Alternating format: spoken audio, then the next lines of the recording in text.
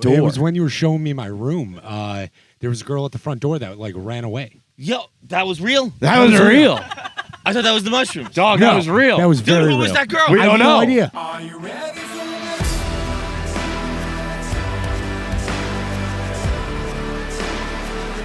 Are you ready for this?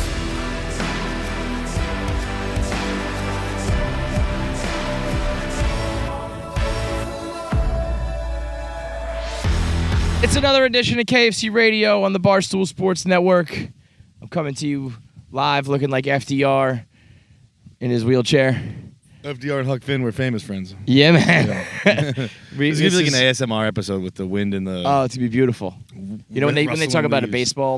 baseball broadcast, the sounds of the game. Yeah. This is the sounds of the podcast game. We are live on the Westport River. I'm sitting on an old rocking chair. I got Jackie's shirt laying over my legs like I got polio because I don't want to get sunburned. John's wearing his mom's gardening hat and a pair of pants that I think were sewn in 1711. He looks like he is Huckleberry Finn about to go down the river. I've had a couple of vibes this weekend. Oh, I've you've had vibes on vibes on vibes. You had Prison Mike going last night. You've had the Huck Finn vibe going for a bit. Last night I had on a bandana, purple bandana, Prison Mike. Someone at the bar just says, "Would you like a bandana?" And I said, "Of course, I Of want a course. bandana." I mean, anybody ever says to you, "You want a bandana?" You say yes. And he laid out 3: an American flag one, a red one, I think, and a purple one. And he was flabbergasted that I chose the purple one. It's like it's the most famous bandana in the world for our kind. Obvious choice. I thought Now, we'd go granted, the American. clientele is probably a little different from like us. You know, Yeah. he wasn't exactly the guy tweeting out office jokes all the time. You know, He's kind of offended you didn't choose the American flag. He was super offended. Mhm. Yeah. What do you mean? but yeah, it's been a vibey weekend. We are out here. It was for John's birthday. Happy 34th. 34. Feeling old? No, I've never had a birthday where I'm like, oh, I'm old. This was my first one. 37. 34. 30. Oh, 37. Well, I'll be 38. So I guess this one coming up is going to fuck me. But 37 was bad because that's when I realized I was late 30s. Yeah. And I'm officially mid 30s. yeah, but late 30s, early 40s, definitely your 40s are your worst decade. I think we've talked about this before. I think they're your worst decade because you're not young anymore, but you're not old enough to be a cool old guy. Yeah, You're yeah. just an old guy. Yeah. Like you could be like even like 50, 55-year-old, but certainly like a 60-year-old guy. You're at the bar, you kind of like, you know, playfully hit on the girls, and you take a celebrity shot in beer pong. And it's kind of a funny thing. When you're 40, it's just like, go home, you skinny fat loser. Yeah. You know? Go raise your kids, dude. Yeah, like you're still trying to, because you know what it is too. 40 is, for a lot of people, is that they haven't figured out. Our producers have been pranking Nick this entire time, tickling his ears. I can't wait till Jackie falls in the water. You are dangerously close, girl. Might give her a kick. 40 is when you haven't realized you're old yet. You haven't succumbed to it. Like, you're not socially aware enough to be like, God bless. To be like, no, man, like, people don't think that, like, Jay-Z's the best rapper ever. You know what I mean? Yeah, Like, your yeah. opinions are old and dated. Just fucking deal with it. And you're still holding on. I think when you're, like, 50, 60, you realize, like, I'm just the old man, and I'm just, like, any little bit of fun I can have. Anyway, that's all to say that 34, it ain't bad. We're in a pretty, like, toxic relationship with the world. We're like, it's very Peter Pan-esque. Like, I've never had a birthday where I felt I was old because I've never had to be old. An adult. Like, yeah. I'm still very much a child. Yeah. Oh no. Yeah. You're a man, baby. But like that's just a product of our environment. Yep. It's like I think it would be a bad career decision to get old. Oh yeah. So it's just like Well, numbers like truly don't. so I know it's like a phrase, like age is just a number, but like it is.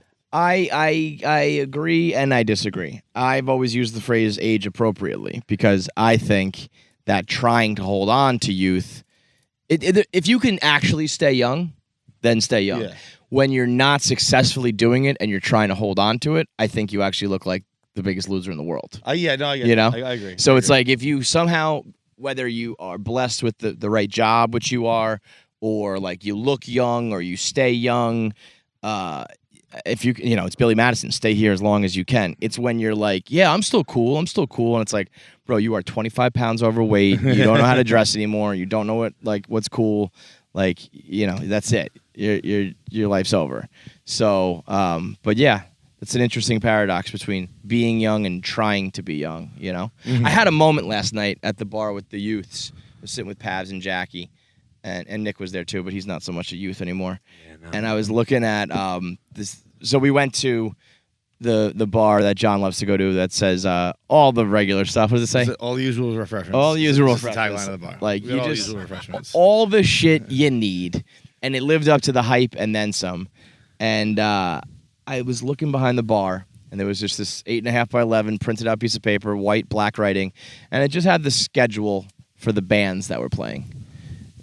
Sunday through Monday, some guy named John Gage was playing several times that week, a couple individuals, a couple bands, and I was thinking that there's just like some dudes and girls out here who probably work on the water or some shit, and then they like 1 or 2 nights a week they play a gig at this bar that's really like a VFW post. Yeah, it's not like a bar. Like it's like a homeless shelter that's been turned into a bar.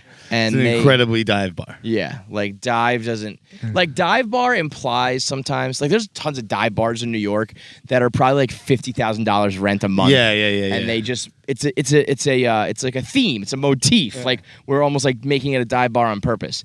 This was just a gutted house. That they put like some linoleum on the floor, and it's awesome. Shout out to Sue behind the bar.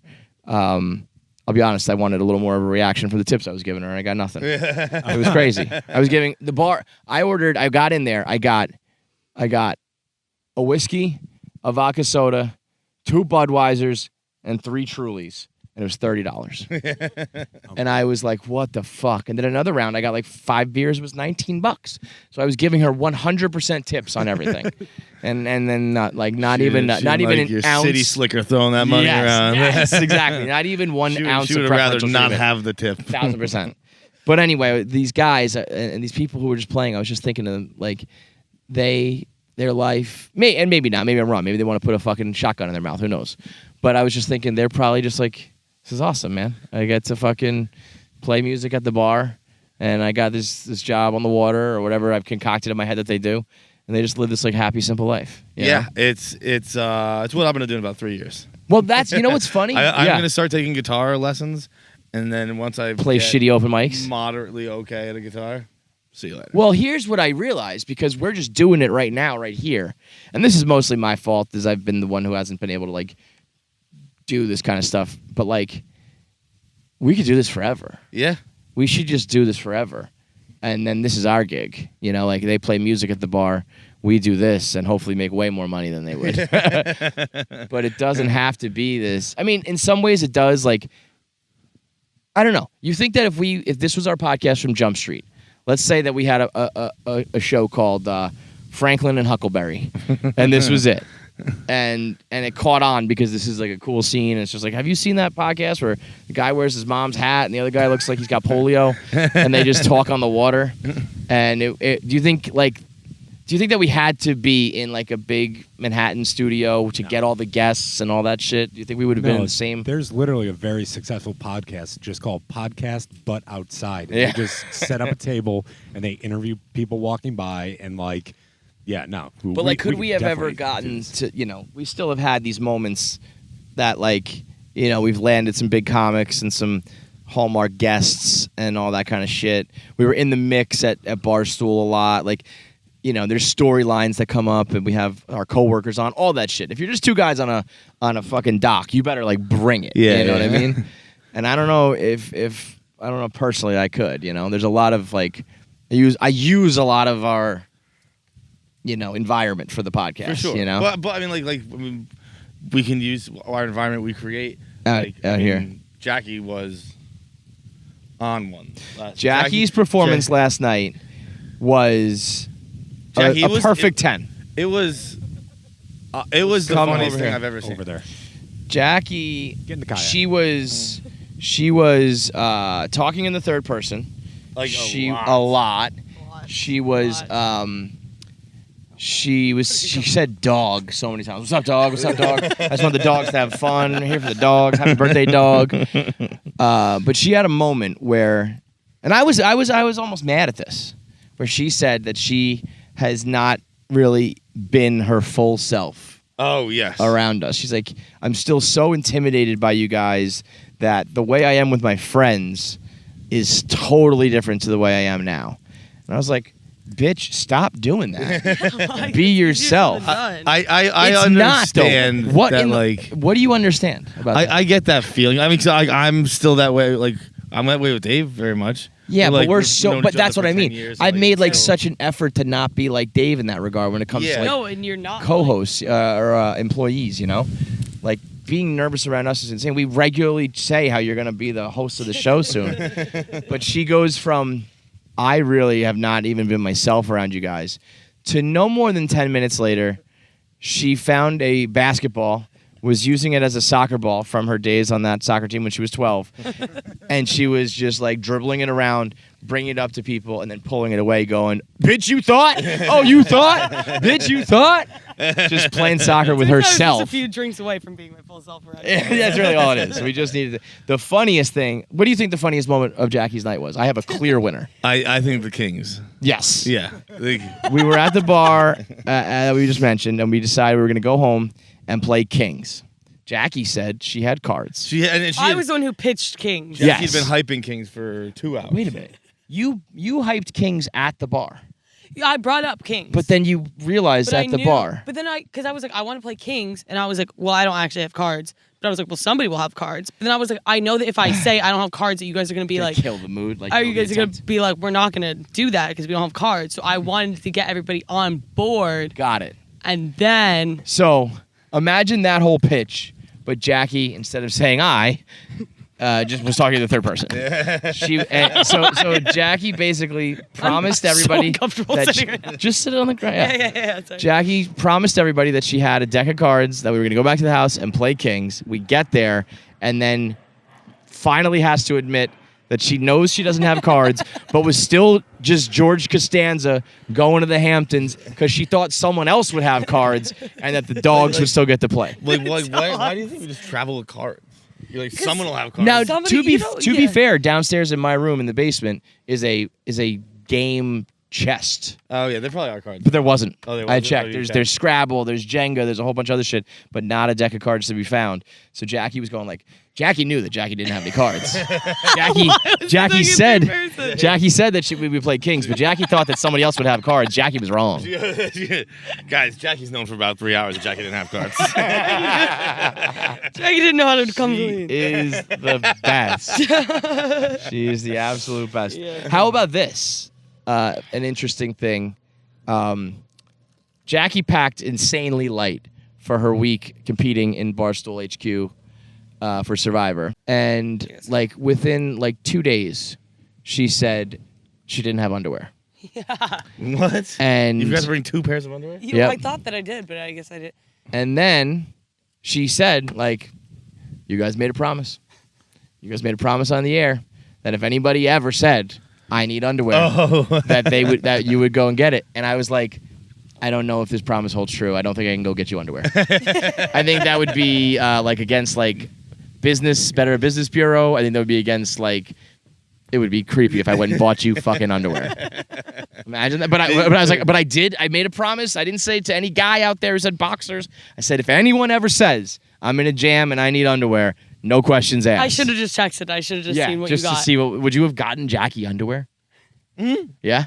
What would have you it would have been got? like granny panties? Yeah. I was saying I would go get her, like Dwayne Reed. comical, like huge underwear. Yeah, I'm not. If you going- came back with like a thong for Jackie, that would be weird. Yes, for sure. No, I wouldn't get you underwear. I'd get you underpants. Yeah, I get you bloomer. Yeah. I think it's equally weird. No, it's not. It's definitely weird if we came back and had anything that could be considered like sexy. But I think it's also weird to be like, here you go, girl. Here are some fucking bloomers. Yeah. I think I would get you boxers. Yeah. I think I would get you boxer briefs and be like, here are just like guys' boxer briefs. That probably would be the best move. Yeah, it's got a little bit of a dick pouch, but deal with it. You know? Here are my Manscaped boxers. I'd go to Victoria's Secret just to talk to the the ladies working there. Be like, Let me present the scenario to you. Who's this for? Like, is this for Coworker. Yeah, okay. And you're getting them why? Like, she's just living at the office and forgot her underpants. So The questions that you have to try to answer when you're talking about some Barstool scenarios sometimes. Yeah, are just yeah. fucking ridiculous. You know? It's like don't even bother, man. You're not gonna get it. You're not gonna get it. First, because I walked into like the like breakfast spot that I always go in, and I like got like I had like my bags and everything. And they were like, "Oh, where are you going?" I was like, "Oh, I'm actually like living in the office." And as soon as they said that, I was like, "It's like a It's a long thing. story. It's a whole thing." It's a But whole they fucking they thing. Really, yeah. So it's just us going solo today. We'll have our voicemails. We'll do. We'll go through some 1 Minute Man topics as well. But I want to say before we move on any further, I was on the absolute perfect amount of mushrooms last night. yeah, oh yes, you were. Dude, You were on the most perfect amount of mushrooms for everyone else who was not on mushrooms. Like you were making the things you would laugh at, and then we'd be laughing at that, and you would when you laugh and you kind of repeat the joke that was just said. Yeah. We were laughing about something, and then you would repeat a different joke and kick up the laughter about that, and then it was just like one big rolling laugh the Dude. whole time. You guys were in bed. It's just I think it was just Pav's up, but I saw like a man in the tennis court, and I was laughing at this man. It's just like in the cracks of the tennis court. It looked like there's like a man, and I was just standing there staring at it, laughing so incredibly hard. Well, I remember that very tennis court when I was on mushrooms. I was just looking at the light. Yeah. And I remember I was like, I don't think the mushrooms has kicked in. And I was just staring at a light, and I was like, yes, they have. Yes, they have. But wait, you say you saw a man in the cracks of the ground. What about the fucking human girl that was at your house last night? Yeah, do you remember that? Wait. There was a girl at the door. It was when you were showing me my room. There was a girl at the front door that like ran away. Yo, that was real? That was real. I thought that was the mushrooms. Dog, No, that was real. That was Dude, very who real. was that girl? We I don't have know. no idea. What? That was real? Yes. That was real. Get the fuck out of here. Yeah. He told me this morning, and I Yeah. was like, he kind of just said it like, he definitely was like, it was weird and scary, but I was kind of like, he just kind of at the same time just told it like, hey, it was a weird thing at the end of the night. I was like, Bro, who was the girl? Who was the girl? I And why had was no she idea. running away? Like, it's not like I mean, your neighbors aren't like miles away by any means, but it's also not just like hey, that was, Stacy from next door. No, you're separate, We you don't know? know the neighbors. Yeah. The neighbors were not just coming to my fucking house. No. Who the fuck was that girl? Yeah. I thought for sure that was the mushroom. No, that was very real. Nope. You Well, saw you were on mushrooms too. I was. We're sure it was real? I'm sure. Well, we wouldn't both see. No, yeah. the same it was hallucination. That would be some mushrooms. white shirt, like pink on it. I honestly just Yeah. saw I saw like I thought Wait, I heard she the- was outside or inside? Outside. inside. Okay. No, she was outside. Oh, she was out. I thought I heard Yeah. I thought I heard a door close. She It was- might. I mean, it might have been like she was. Thought she was at the right place. And like, Yeah, yeah, I did that in college. I accidentally went to the wrong house. We don't think it was any of your sister's friends because we did kind of have like a full house here, no? but, or did but they not stay They here? never came back. Yeah. Oh, okay. They stayed, Weird. we left them at the bar. They, Bro, they, that's they, fucking did close the door. They weird. did. Now that you say that, Huh? Yeah, they did close the door. I remember that now. Bro. Yeah. Did She you, was in the house. you don't have one of those Ring doorbells, do you? No. Sponsor us, bro. You got to get that Simply Safe going. Yeah. Holy No, moly. no. I actually like my parents aren't like camera people. I hate like that. that. You go to someone's house now and it's like we I- have cameras in every room. Bro, or something. Yeah, I that's go to weird. I go to a bathroom in someone's house and I'm like, I can't even jerk off in here. Let's Yeah. play a camera. I kind of want to jerk off in the shower, but I bet they're watching. The cameras everywhere kind of weird me out because you know what's I hang out with my buddy who, and granted, he has a kid and he's like a fucking, fucking in the military and shit like that. So he's like, everything's on high alert kind of deal. Yeah. But like, I'll hang out with him and like his phone just constantly getting push notifications of just motion going in his rooms. it's Like, bro, you're at the bar. Why do you need to know who just moved in your living room? yeah, dude. The you amount have a family. the It's probably one of need- your family members. the need for fucking information in this world is absolutely bananas. I know like kids that are still 23 years old that their phones are tracked by their parents, so every time they walk out of a door, their parents get a notification. I don't know what it's called, but like Walk out of a door? walk out of a Fucking door, three. it gets a sensor when you leave a door. Bro, I Like, gotta out of say, a house. I think we're moving too past this girl too quickly. Let's go back to the girl. We'll There's come back. just a woman in my house. Well, last no, night. even Yeah. worse, a girl. Like how old? Like She was like, if anything, early 20s. That's why I wasn't that scared. I was like, I think we could take her. But like, oh, I thought it was like a young girl. To No. me, there's nothing. The two scariest things, whether you're talking about movies or real I don't life, know, whatever, I didn't see little my sister. little girls and old women. I didn't see her Are the face. I don't know scariest if shit. like she was like walking away when I saw her. I didn't. Yeah. Let's find out if any of them like came back to the house. They forgot something. But they ran away.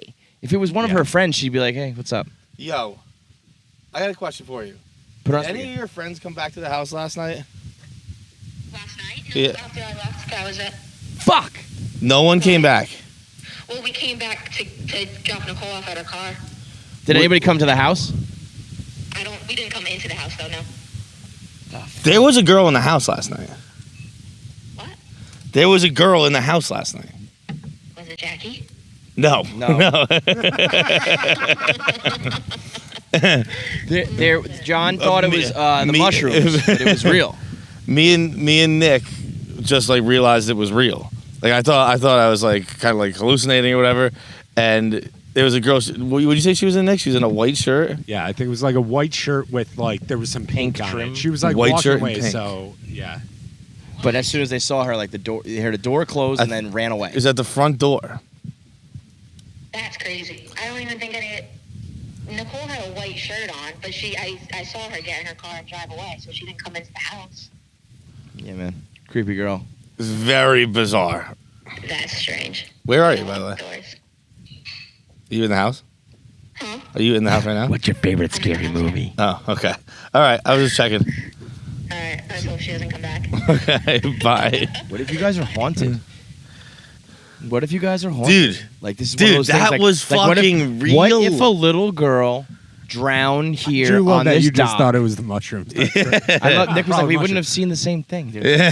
What if a little girl drowned here on the dock 8 years ago? She was 12 years old, and now she's 20, and this 20-year-old girl who haunts your house. I mean, And Polly sees her and just goes, "Get the fuck out of here." Little bitch. there's every possibility that's the case. There's every possibility that's true. Crazy. I'm starting to believe that kind of shit more and more and more. Are you? Yeah, I don't know why. I saw one last night and I still don't believe it. We also almost had a bar fight situation with a 60-year-old woman. Yeah. That was fun. She was mad that people were playing older music. No, what she was really mad about was that there was too much talking going on when Kid Rock came on. Oh, is that what it was? Kid Rock came on. I don't know which song. Kid Rock came on. Now to Show be some fair- respect. Yeah. To be fair, we went to a bar, to a haunt, where 60-plus-year-old people drink whiskey out of plastic cups, and they're in like the American Legion Hall, and we brought a crew of 10 young girls who were like singing Miley and dancing and drunk and talking loud. Yeah. Talking in third person. Talking to third person, doing the worm at one point. Shockingly, Yeah. that was not Jackie. Yeah. I think if Jackie got another breast reduction, she could do the worm. I don't think she can do it right now, but she would be the worm type for sure. So to be fair, we probably were being like the assholes, but this 60-year-old woman said like, I don't get to hear this song very often. Meanwhile, it's on the fucking jukebox, man. It's not like, it was a live performance that we were interrupting. Yeah. And she said, and like, I, would appreciate it if you girls would like pipe down so I could listen. It was fucking Kid Rock. Then, I mean, this woman is old. She's Old. got long white hair down to like her ass, glasses, wrinkly face, tie-dye shirt. Looks like she probably fucked Jerry Garcia a million times going on tour with the Dead. And then she turns to one of the girls in the pack and she goes, "Nice eyebrows. Like you did a really nice job with that." And she's like, "Thank you." And she's like, "But your mustache needs work." And then it was like, And then it was on. and it was on, and a couple girls like stepped in the way of her and like made like a little body wall, and there was some shit talking. There's this and it's the type of bar fight where like Sue behind the bar might pull out 12 gauge. to Yeah, calm yeah, things yeah. down, So I was kind of like, guys, let's not fuck around too much. Anyway, we're outside while that happens. Our crew. We then go back inside. The same woman compliments Jackie on her outfit. And she's like, oh, really? Yeah. Do you like it? You know? Oh, thank you so much. And the girls are like, we don't like her. And Jackie was kind of like, I don't know. I'm team Biscuit. She's showering me with compliments. Like, me and her are sisters right now. It was quite the scene. We almost had to fight like a 60-year-old woman. And then I had one of the more like sobering moments of like, you are a piece of shit, like city slicker, fucking just dickhead. I was sitting at the bar, and one of the girls we were with, we were looking at this bulletin board, and up on it were these printed out like printer paper of people, their face, like a headshot, and then also some pictures of them just like arms around people, all pinned up. And they all had like haircuts from like 25 years ago, and their style looked really weird. And it was on a bulletin board at the bar. And so I was kind of cracking jokes, and I was like, I'm gonna go see what these pictures are. And I get up and I walk over and I'm looking, and I'm like making fun of their look. This one's bangs look silly. This guy looks like, he's stuck in the 90s, whatever. The owner of the bar comes by and just casually walks by me, and he goes, these are all the people we rescued from the Ukraine. And keeps walking. And I'm like, wait, what? Like, come back here. And he's like, this is my girlfriend. She's trapped in Ukraine. These are all her friends and family that we have raised money for to smuggle them out. And this one is like in Spain. This one's in Japan. This one got out and took a job in somewhere else in Europe. And he's like, and my girlfriend, of course, we save all these other people, but my girlfriend is the one that we can't get out. She's a part of the local government there, and they told her if she tries to flee and they catch her, they'll shoot her dead on the spot as a traitor. And she works like 24 hours a day for half the pay, and I just can't. She's the one woman I can't get out of the Ukraine. But hey, like, we saved all these other people. And I was just like, Yeah. I'm such a fucking asshole. It's like, nice bangs. Woman, yeah. Because this Ukrainian woman kind of had a little bit of an outdated haircut. Yeah. I was like, you dumb bitch. Meanwhile, your bangs look nice, but your mustache needs work. Exactly. I mean, I was like, in the moment, I was like, how much do you need? How much? We'll get her. We'll get her home. I'll go get her right now. Right now. Give me the keys. She goes, no. Whose car we taking? She goes, she would never leave because her mother is still there. I was like, her too. Her too. We'll get them all home. How much do you need? Man, he looked like a walrus, this guy. He was a great cat. And I was just like, man, I've just never felt like more of a fucking idiot. So, yeah, I mean, between the bar fight and the near bar fight and the Ukrainian smuggle, I felt like quite out of place last night. But anyway, I'm feeling very much in place now as we sit on the dock. You can probably hear the wind blowing. Sitting on a dock by the bay, listening sitting to KFC on a Radio with us. I'm gay. Today's episode is brought to you by Allbirds, which I could definitely use a pair because, first of all, you might be seeing my tootsies on camera, which I repeatedly forget are painted, and it's getting weird because they're out a lot or often during the summer. So I got my nails painted. I need my shoes. I forgot my sandals, and so I've only got sneakers here, and the Allbird Tree Runners would be the perfect fit for right now. I'm walking on the dock. We're going out on the boat, so you need some shoes that you can walk on the dock and walk on rocks and not worry about it. But also, they're going to be comfortable. They're going to breathe. You're not going to get hot. They're going to perform, and all of that while looking stylish. That's what the Tree Runners are. Made with premium natural materials like eucalyptus fiber. Jackie, grab some eucalyptus from there. Yeah, that's eucalyptus. No, lower is the eucalyptus. Oh, I'm sorry. Yeah, the leaves at the bottom of the stalks there. No. The ones like, see that leaf where it's kind of like bent over. I think you're funny. She's learned. I think we basically confirmed. I said it to you. I think we could have got away with it. I was I've said like Rafago. Oh yeah. I think we could have got you thinking that was eucalyptus. Oh, yeah, you could. Made with eucalyptus fibers, the Tree Runner. You can go out for a run. You can exercise with them. You can wear them casually. You can wear them out on the boat, whatever you want for the summer. Find your own Allbirds shoes at allbirds.com. They've got all sorts of different pairs. They've got Sherpa in the winter. They've got the breathable the fabric material on top for the summer. All of it stylish and cutting edge at allbirds.com. So we're out here. The Feidelberg family has graciously taken us in. You know what's going to be awesome? the leaves just going right in front of the camera a little bit is gonna be very cool. So we're out here at the Feidelberg house on the water, and of course you know John Sr. and Polly. Polly these days, she's trying to I don't know, maybe give back to the community, maybe trying to stay busy, but she's joined a group. What's the name of that group, John? She's not joined it yet. She's interested in joining. Oh, okay. So she's a free agent. She's interested in joining. Maybe pursuing this group. It is Olaug. Olaug, I think is out. It's OLAUG. OLAUG. Oluwag. Oluwag. Oluwag. Oluwag. It is old ladies against underwater garbage. She wants to put on Old goggles ladies against underwater and a snorkel, garbage. and she wants to go with a bunch of. But like, my mom is not old. I mean, she is, I guess, but she's not. Like, you wouldn't look at my mom and go, "That's an old lady." That's No. But she's what, 55 plus? No, yeah, No? yeah, over. Yeah, so that's what I mean. Like, you're in that 55. Remember that community, the 55 and up community? Yeah. We're in that range. And, old ladies against old lady, underwater bro. garbage. But here's the deal. I gotta show you this fucking and picture. Wait, they would like Look at this fucking fish picture. it. Oh my god. Oh my god. We'll put it on the YouTube. You gotta go watch on the YouTube. It is. It's an old woman with a scuba mask on. Her hair is completely covering the scuba as she's climbing back into the kayak with her buddy who's in a life preserver paddling.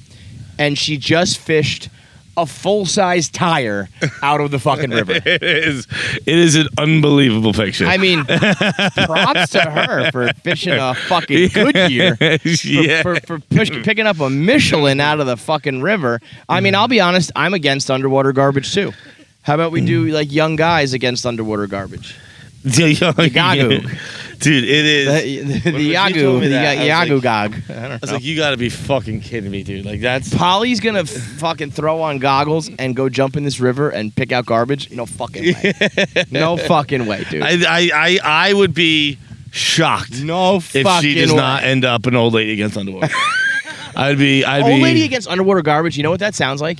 Do you remember when Devlin pranked Tex on the definition of scuba? Yes. And he went like sporting championships under baseball academy. That's what old ladies against underwater garbage. Yeah. Like somebody says, yo, like there's a government group called Oluwag. What does it mean? And I would just stumble my way. Old ladies against underwater garbage? I mean, that sounds completely and entirely made up. It's fucking. And yet, it's a real thing. God bless Polly. It is I also very feel like real. she's going to go in there and run that joint. Yeah.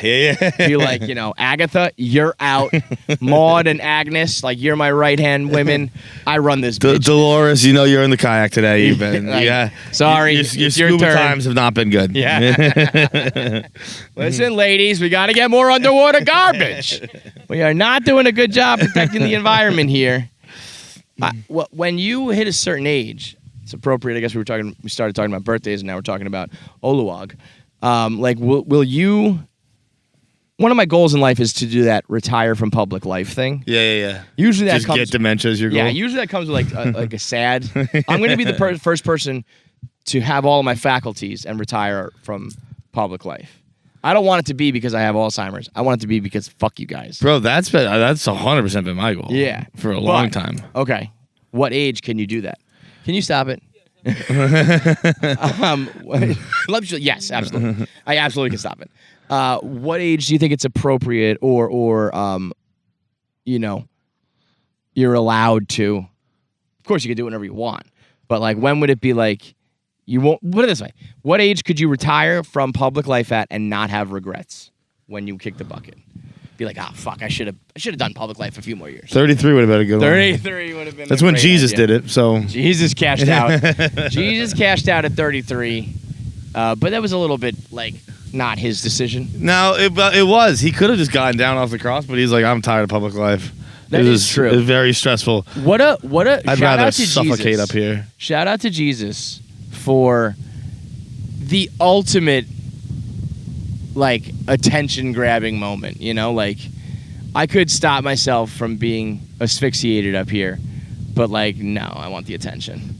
Yeah. You know? But I mean, also like, What was also the most like my dad's making me do this. that's so true. That's, Like at 33, 34 now. I guess my dad can make me do a lot of things. oh yeah. If your dad But- told you to like do that, Yeah, I'm like I wouldn't do anything. I'm a man. Like, yeah, right. I do what my parents tell me all the time. Like, could you imagine If though, they would like suffocate, I'd push back. I'll be honest about that. if they put a bag over my head? I'd be like, I mean, come here's on. the thing. Really? That what really impresses me about Jesus is that whole scene. All the naysayers, like just a bunch of Jews who are just ready to kill him. And with the snap of his fingers, he could have given you the biggest "I told you so" ever. Yeah. Literally the biggest "I told you so" of all time. You know that there were people in the crowd being like, "Well, if he's the son of God, just fucking like step down off that thing." And he could have. Which I think didn't. is the ultimate proof that it wasn't real. Yep. Because I was gonna say it's either A, that it's the biggest "I told you so" moment of all time, or B, they just fucking killed a random crazy guy who was making up stories. dude, I think that fucking I think that it wasn't even the life-saving aspect of it, which is the proof. Like he could have saved his own life and he didn't. That's not the proof that he wasn't real. It's the fact that he had that "I told you so" moment. And he didn't take it? He didn't take it. Yeah. Because that's far more better than living. That's Well, far- I would say that actually, you know, they always say that Jesus came down and became man. No, he didn't. Because no man could resist that moment. No mere mortal could resist the "I told you I mean, so." he did fuck hookers though, so Yep. kinda. He got them. Didn't we find out that was just a myth, like Ye- spread by Jewish people? Or something? there's it's something like Mary Magdalene was a whore. It's like surprising. Well, It- yeah, it's- the in Christianity, she is not considered a hooker. Catholics talk yeah. about Oh yeah, that's what. yeah, it is. because they, you know, that's the Da Vinci Code shit. Jesus, it was like, well, we can't have this girl take over the church. We have to call her a whore, and then the guys will control it. Yeah. Oh, is that what it was? Yeah, I Okay. think St. Peter was like, I'm running the church, not Mary. We're also- going to call her a whore. I have a theory that that makes the sense. water into wine was he just brought white wine and nobody had seen it yet. He's like, I what do fucking you did think Lazarus really was? You think he just was like not dead? He was just like in a coma, or I like don't know. it. Yeah, I think he raised him from the dead? I think people were. That was one of his when they weren't miracles. He alive. raised Lazarus from the dead. Pretty heavy duty miracle to be that's like, a solid one. the water into wine could also be like, there was a couple of fucking like other tubs of wine that you guys hadn't drank yet. You know, when I did the old switcheroo on you.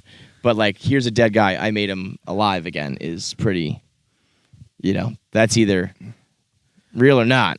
But I don't know. Maybe he was just like a sick dude. You thought he was that was dead. the guy taking the nap.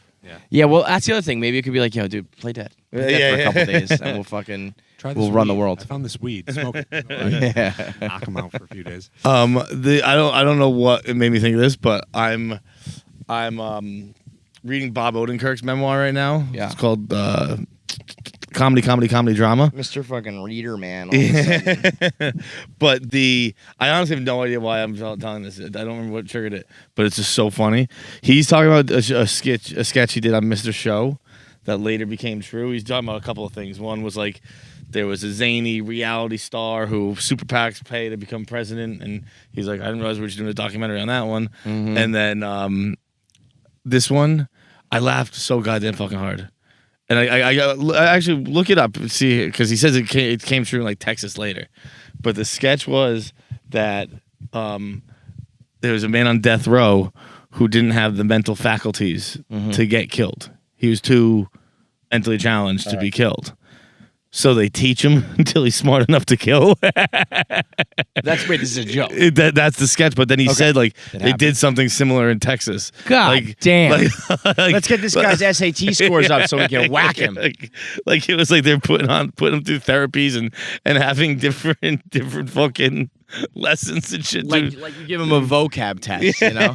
Like, What does oh, gregarious he nailed mean? this one. Get him in the Bam! chair. Fucking kill him. That's unbelievable, dude. I read a story about a pedophile in Philly the other day who chugged a pint of poison as the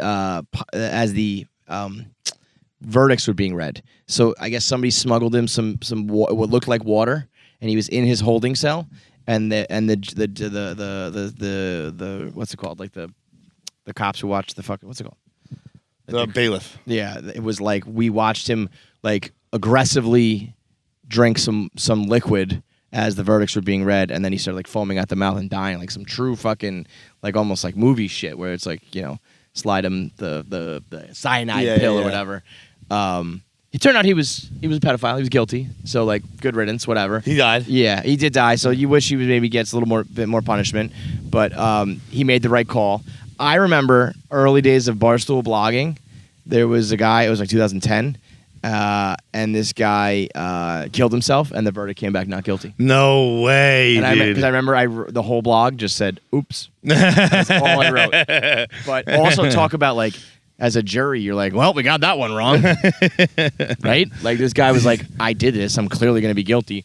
Pow. And the jury's like, not guilty. Yeah. Like, well, you guys don't know. You didn't listen at all. Dude, my favorite one was, I forget the woman's name, but she was found guilty of like murdering her husband or something like that. But it was like one of those, like it was a very lenient sentencing because she was a woman killing a guy.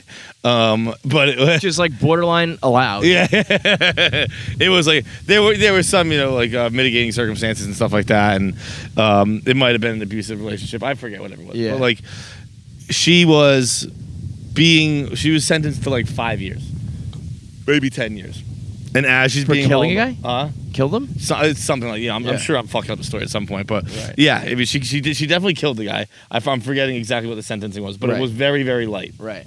Like she was gonna get out and have a full life still. And as she's being hauled away, she's begging for the death penalty instead. She's like, just kill me, just kill me. Let's fucking do it. Like That's it's like you're hilarious. going to jail with good behavior. You'll be out before we change presidents. I was gonna say, we'll still be in the Biden administration, bitch. Shut up. Well, I let's get into actually our topics then, because I have another legal death situation as a part of 1 Minute Man on KFC Radio today, and then we'll get back after we do 1 Minute Man. We got to talk about some comments that were made on another Barstool podcast that need to be addressed. Today's 1 Minute Man on KFC Radio is brought to you by Movement. Join the movement today. If you haven't joined the movement yet, what are you doing? You're 10 years late. You're a lost cause. Get yourself a nice wristwatch. Get yourself a nice pair of shades. Get yourself a nice pair of the blue light filtering glasses, which just not only help your eyes, but just help you look like cooler and smarter. And do it all without breaking the bank. Gone are the days of paying thousands and thousands of dollars for a watch. What I never understood is the in between. Like, of course, we know there are certain watches people get for like their 50-year anniversary at work. And those are like a cultural statement, I get that. What I don't get is the in between, where it's like, what even is that thing that you spent like $7,500 on, My buddy just got a really, really, really nice diving watch. I forget what brand it is, but And of course, if you actually use that, like you need that, sure, But he got it, took a shower with it right away, broke it right away. No way. Because he's like, it's a fucking diving watch. Why would I have to? You have to like close it and like clasp, like I don't know, seal it. Sure. He's like, why would I buy a diving watch that isn't fucking waterproof? That doesn't make any sense. That So- should be waterproof at 100% of the time. I don't know how much the watch costs, but it costs $2,000 to fix in a day. Holy shit. So I imagine the watch as a whole was quite expensive. That's And in insane. 24 hours, you had to spend an extra $2,000 on it. Fuck all that noise. Just go to mvmt.com/KFC, and not only can you get affordable prices, but you also get 15% off on top of that, as well as free shipping and free returns. That's mvmt.com/KFC. Get designer style, get designer quality, all at an affordable price, because these guys knew what was up. They jumped on the internet early on, cut out all the middleman, rode with a company like Barstool, got down with KFC Radio from the jump, and built a $100 million empire slinging watches and shades and all sorts of accessories. So join the movement today. That's mvmt.com/KFC. It's 1 Minute Man on KFC Radio. We had this cat who went to McDonald's, ordered some food. They gave him his fries. His fries were cold. He called the police because the fries were cold. One of those guys, We always say that there needs to be a different phone number for these sort of Yeah. events, you know? Called the police. They showed up. There was kind of an incident, a lot of yelling and screaming, I guess, fighting over the fries. Turned out he had a warrant out on him for murder. Going to jail now for first-degree murder because he had a fucking cold batch of fries. A man's got to have a code, right? You got to have. You gotta have a lot. You gotta draw a line somewhere. There is, yeah. Like I think about Crazy. it like fucking what is it? History of Violence or some shit like that, right? Where like you're laying low and you're in the witness protection or whatever it is, but you're laying low, you're on the run, and eventually something happens where you're like, I have the ability to stop this. Right. I can make the world a better place right now. I would be putting myself in grave In danger, yeah. and I would be outing myself, but like someone Gotta. has to step in and do something Yep. about this. Yep. And I like to think that it wasn't his first time getting cold fries. The first time he was like, you know what? I can't blow my cover. I I can't. did murder that person, Yep. so I'm gonna lay Yep. low and not bring up the cold fries. And then he went back a second day, and the fries were cold. He went back a third day. 3 He days. said- he Three said- strikes, you're out. He said, "This is too much. This is too much. A man's gotta I am speak up. willing to go to jail to make sure that this McDonald's gets its place in ship shape." There will never be another person that comes through there with cold fries while I rot in prison for the rest of my life.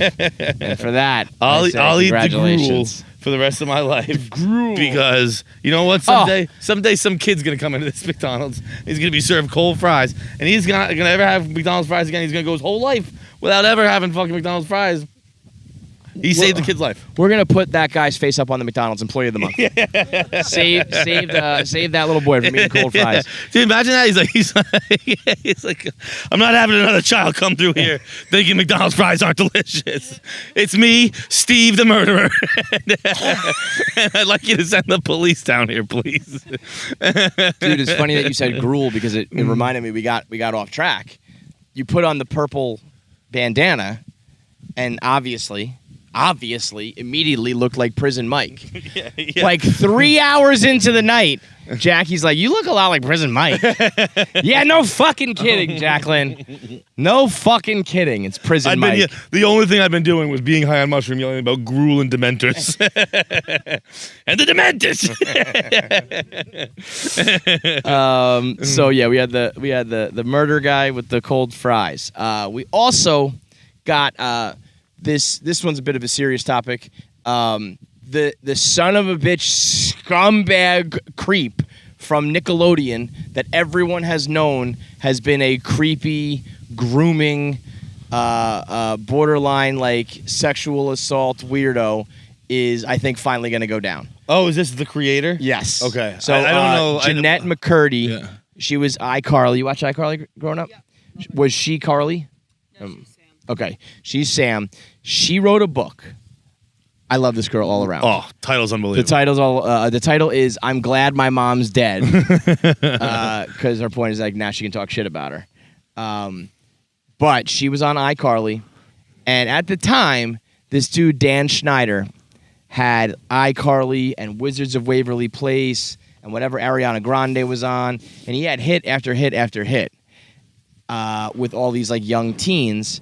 And in the book, Jeanette refers to him as the creator, which is super. It's like fucking. It's hella dramatic, and a good title because he's the creator of all the shows. She's not saying his name probably for legal purposes, but like we all know who it is.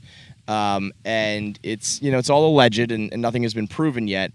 But mountains of evidence that he used to like take these girls and go to dinner with them and make them drink when they were like young teenagers. The catch is I don't think he ever touched them. So I don't know if there's like full-blown sexual assault. I don't know what the definition in So you just enjoyed the company of young girls? Yeah, no, for real though, for real. I think no, whoa, dude. I'd be like, that's weirder. yes, right? You just like hanging out with 12-year-olds? You like being around Fuck it, girls. I understand. Yeah. At least you're getting laid. At least you're busting a nut, man. You're not even getting that dick wet, dude? The mushrooms are still in the system. You're getting wild over there. You wild boy. Let's get this man in the wilderness. He was wild. Just to be clear, I am 100% kidding. So I very luckily do not understand fucking 12-year-olds. But Doesn't make sense to me. But this guy, the creator, when Harvey Dude, Weinstein got well, you like shopping at Forever 21? So you're just like hanging out at Claire's, just bro. going to the mall, dude, hanging on a Hot Topic, buying kids posters.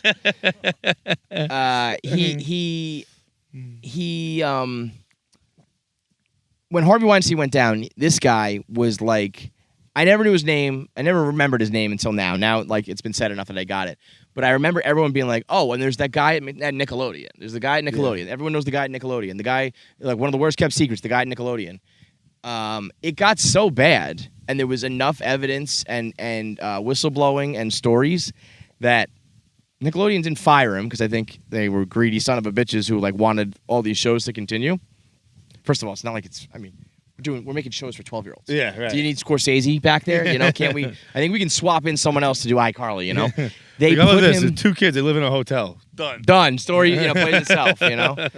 Oh no, the dog like knocked over the food, and we have to clean up before mom gets home because she's going. You know what I mean? Like, oh, she said not to have a party, and we did. What are we gonna do? These storylines write themselves. But they put him in a separate room. He was allowed to have no contact with the actresses, but he still produced the shows. So he sat in a sealed room with all these screens and cameras and shit, would watch them act. Just like every Predator in every movie ever. Right. Like what's his name? Inspector Gadget, Dr. Claw. Yeah, like when you kidnap someone and you put them in a basement with cameras Yes. and watch them. Like, and he would have notes that he would write and give to another adult who would then be like, would run the notes down to the actresses. So they knew it was bad enough that they would not allow contact, but they didn't like fire him. bro. And then the kicker, we'll put it up here if you're watching YouTube. Have you seen him? I've not seen him, no. Oh, I think I actually showed this to you last night. We did this already, but I think you blacked it out because it was like. No, I remember this. Okay, ready? I'm coming around on it. Like, this guy must be crazy talented. Okay, ready? like, dude, like, you think about that, like when you're, like, I mean, I think there have been some things at Barstool where it's like, we can do something other people can't because we're a little more important to the company. Yeah. And it's like, yeah, no, you can do this guy's the GOAT. Right? Like, this is like, no, I can fuck with the kids. Like,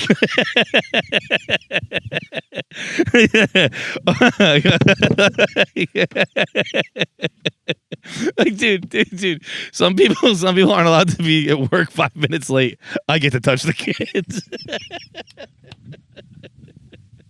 Like, how important are you to the company? Can you get the 12-year-olds drunk? Because I fucking can't, dude. What are you bringing to the table? I'm bringing to the table, they let me get the 12-year-olds drunk. Holy shit. But like that's the barometer of work. Like, like do you do like 5-star work? Do you do gold star work? Do you do I can fuck the 12-year-olds work? That's what I'm allowed to do. Yeah, you know that superstar Ariana Grande? Yeah, they let me groom her. That's how good my storylines are. Okay, remember when you famously in Barguments, when you famously won the challenge, the Doritos, yes. where you said, "Close your eyes," right, and just picture this. So, I would say to you this. I would say, like, I've told you the story, Your Honor. I've told you the story, like, ladies and gentlemen, the jury. Close your eyes and picture the man who would do that, what he looks like, okay? And I'm gonna show you who Dan Schneider is. It's like, oh yeah, he did that shit. Oh, okay, yes. Oh, yeah. You did show me this picture. Yeah, but you didn't. I didn't have any context. I didn't give you the backstory. I was just like, oh, this guy looks like a rapist. Yeah. An alleged rapist. It's just like, oh yeah, no, he did it. I wish I didn't see it, because now I made it real, and now I regret all my jokes. It was just a funny story. I made up. Like, nope, now this fucking fat tubby guy is. I think I don't know. Obviously, it's all alleged. Like I said, it's all just one woman's account. But it's not. It's Ariana Grande had stories. Vanessa Hudgens had stories. All these girls are like, yeah, no, that guy's a total fucking creep. And I just don't see how he like survives. You know, whether or not these guys go to jail, that doesn't happen anymore. But like, I think the time has come to an end. You know what's funny? Kel's wife from Keaton and Kel. Oh, okay. Kel had all that, and then he had Keaton and Kel, so he was there like throughout all this too. And she said that she would like go visit him on set when they were dating and stuff.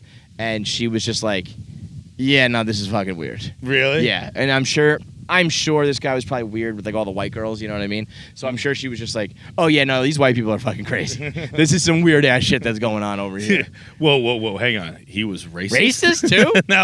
now I draw a line. We also got. Are you saying this guy wasn't a good man? I do like with the other thing I know about this book is that she was offered $300,000 by Nickelodeon to basically sign an NDA, which don't mean anything. NDAs mean shit, bro.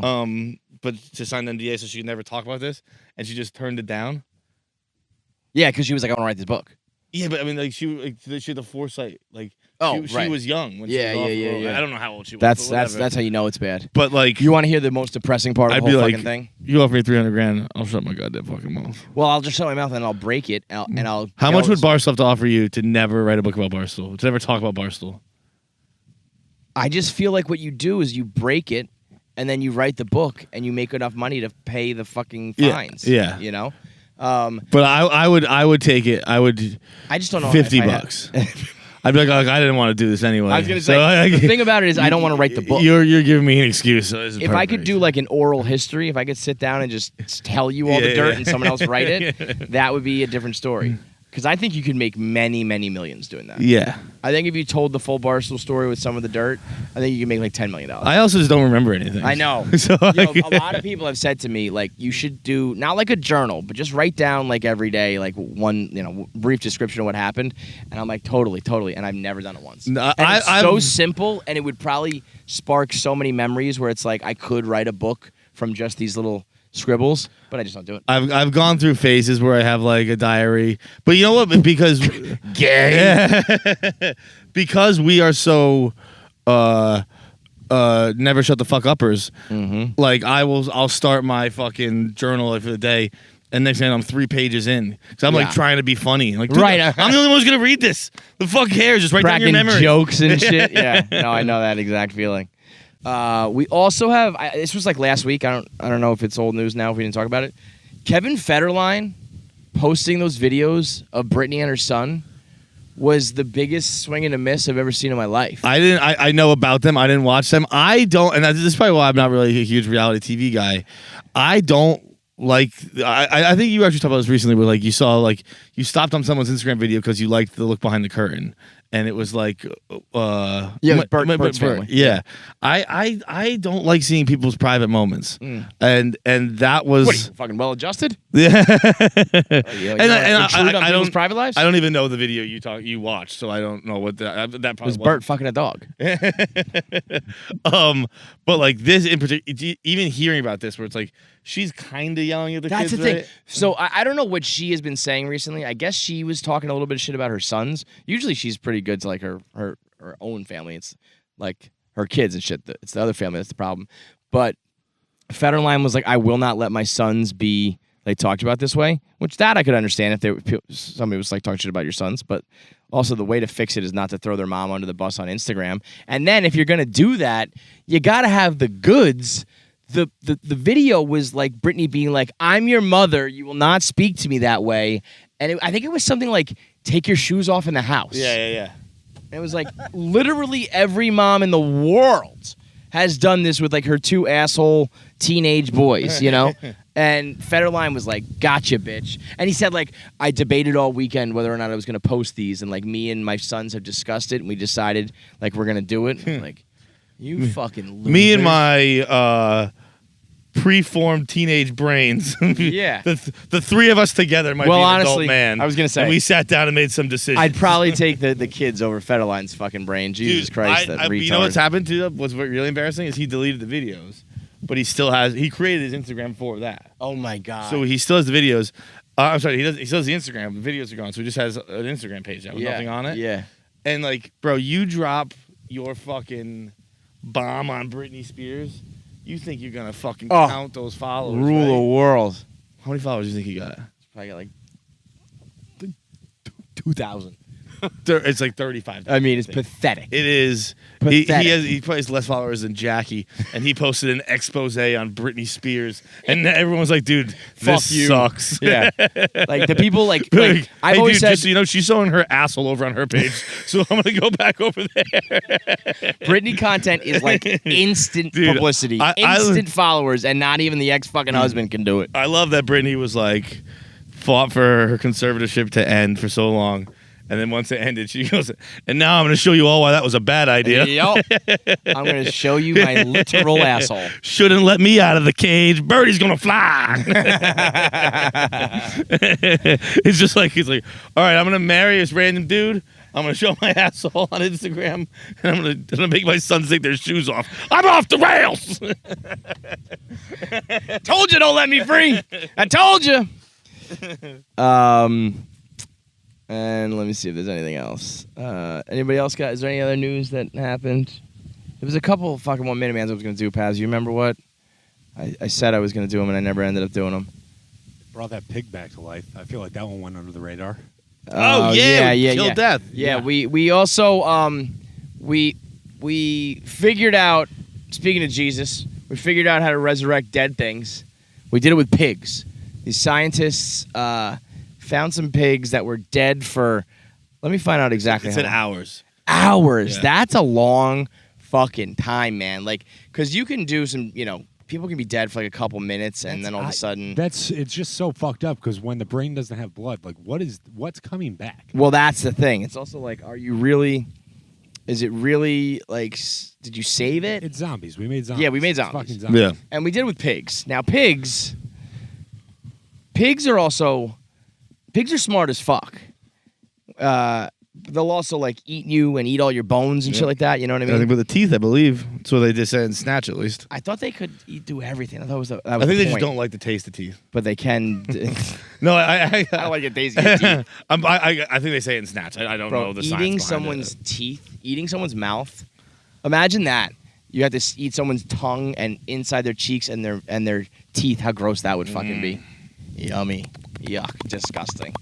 Yeah. So but they had these dead pigs. I think that they like resuscitated some cells. I don't know if it was like oink, oink, oink, oink, and like went running around. It got a heartbeat, I believe. Yeah, and there was like some signs of life. I wish I had this pulled up. Let me- That would have been dope to do it to that guy who killed himself in the prison with cell. with the fucking like, no, we're bringing you back. and you're He gonna thinks suffer. he died, and he comes back. He's like, "You gotta be fucking kidding me!" Like, yeah, we just figured it out on pigs. We figured you'd be a first human test. Excuse me. That's got to be tough though. Like, Yeah, pigs to the rest. No. Scientists bring cells in dead pigs back to life. So here's where they get you, because I think people thought that like, Wilbur came back to life and was running around oinking and shit like that. Yeah, that's Pigs had exactly been what I dead thought. an hour when researchers at Yale circulated a nutrient-rich fluid through their bodies. After 6 hours, some cells in the pig's organs showed signs of functioning. I'll be honest. I will be perfectly honest. Feidelberg does this every weekend when he drinks. I think Feidelberg is clinically dead for like an hour every night when he and I think the oxygen starts flowing again and he just comes back to life. I think that's you want to talk about a scientific breakthrough and a miracle. Just watch this man over here. He's on enough fucking antacid to cause dementia. hell yeah, Hell yeah, motherfuckers. He drinks more and smokes more than any human that I know. Tops it off with some shrooms, and he's just back at it every day. Every day, baby. It's every day, It's bro. It's every fucking Every day. Fucking day. That is true. It is like there is a part of me that believes that maybe I die every night and I'm just resuscitated. Yeah. Because I'm trying. Like I'm putting in the legwork. Every day. Jar! Jar! But imagine that. If you had a really suicidal friend who just kept bringing him back to life. Yeah, imagine like, that. as a funny prank. If they Resuscitate you every time. you're this doctor, you're the scientist who cure death. Your friend just keeps poisoning himself every night and every morning. You're like, not yet, motherfucker. What a form of torture that would be. Keeping you alive. Yeah. Resuscitating you left and right. Yeah, no, you resuscitate yourself like every fucking night. and then you go off and you read some fucking fancy book and you think you're a hotshot. I do. Mr. I actually, Mr. in an effort to better, Bibliophile over here. I have been doing a good job of bettering myself a little bit while also That's destroying always good. myself. Yeah. But like I for about a year straight now, I've been steady exercising. yes, And then- that's impressive. And then for a month and a half or so, I've been reading pretty regularly. And now I'm on Bob Odenkirk's new memoir, which is very interesting. What I like about this latest one, though, is some of the stories you're telling me from the Odenkirk memoir. You know when people tell you about the book they're reading or the dream they had, and it's like, dude, just shut the fuck up. Yeah. Sally Fields, I don't care. Demogorgon's fucking you in the ass. Nobody cares. But Odenkirk is a cool cat because he's seen it all. By the way, I think as we record this today is the finale of Better Call Saul. Which I watched aggressively for many weeks to catch up to watch this, and I And just you didn't don't watch care. the last 3 episodes. like I spent fucking 50 hours to catch up to watch the finale, and I missed the last 2, so I'm just fucked now. I hope somebody spoils it Just for you. botched it. Yep. Just botched it big time. But Odenkirk, man, between The Simpsons and SNL, and Hated SNL. and he hated it all his time there. Oh, hated it. That's amazing. Like It's so funny. To his hear interview, these he went things, into Lauren Michaels was like, I don't even want to work here. And Lauren Really? was like, okay, fine, see you later. And then hired him like a year later or something like that. Really? I mean, Like he went and was like, he's like, this show sucks. when did he join up? Season 11 through 15, he wrote there. Which is He started is with like Sandler and Farley and them, or no? yes, towards the end. I want to say they were probably season That's what I 13, thought it was still maybe good. 14. No, dude, his cast when he started, the stars were Lovitz and John Cusack. That's tough. Yeah, That's tough. yeah. I didn't even know Cusack. Yeah, I think Odenkirk's kind of like not mean, but he's very honest. It's what you need to be in a memoir, I guess, right? Yeah. Like he has a lot of things where he's just like he's like it was Cusack and Lovitz, both funny and talented people, but not necessarily at the same time. Oh man, that's tough.